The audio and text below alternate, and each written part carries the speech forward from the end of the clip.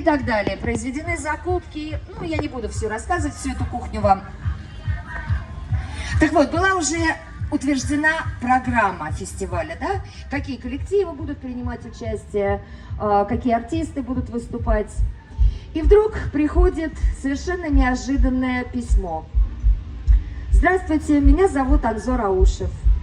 Я увидел рекламу вашего фестиваля, выходя с работы, и решил написать вам. Я не буду перечитывать это письмо целиком, но поверьте, оно до слез тронуло всех организаторов фестиваля.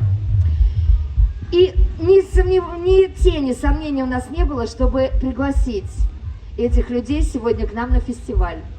Они сегодня здесь у нас. Анзор со своей семьей. Вот он, Анзор.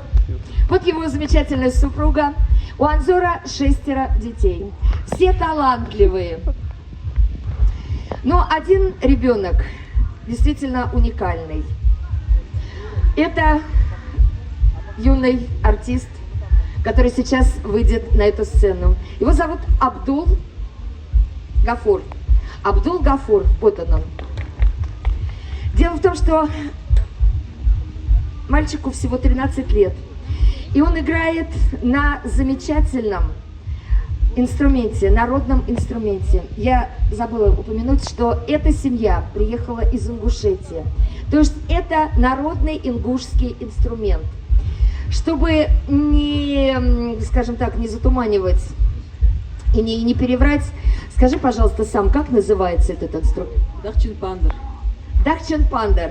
Аналог нашей балалайки, так и было написано в письме. Ну, на балалайку не очень похоже, хотя у нас бывают балалайки и треугольные, и круглые, да, домры. Но вот теперь у нас сегодня, будем так говорить, уникальный артист, который играет на квадратной, прямоугольной балалайке. Дорогие друзья, у этого 13-летнего мальчика такое количество наград и заслуг, что если перечислять, ну это я займу очень долго времени. Поэтому я не буду отвлекать, но дело в том, что он учится в музыкальной школе. Он победитель всевозможных фестивалей и конкурсов. Последнюю награду ему вручал министр культуры Российской Федерации Ольга Любимова. Правильно говорю все пока? Пока правильно говорю. Ну, давайте просто сегодня встретим на нашем фестивале вот такой замечательный привет из солнечной Ингушетии, Итак, на сцене Аушев Абдул Гафур. Всем добрый день.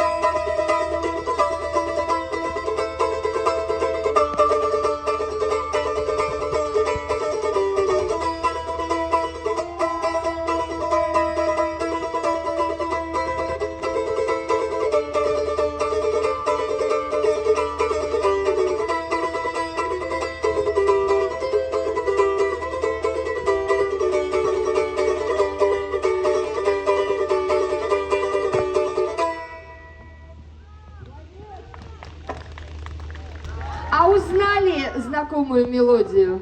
Да, представляете, оказывается, каким бы ни был инструмент, да, из какой бы страны, из какой бы части света, из какой бы республики, из, там, я не знаю, из какого континента, все равно музыка, она всегда понятная для всех.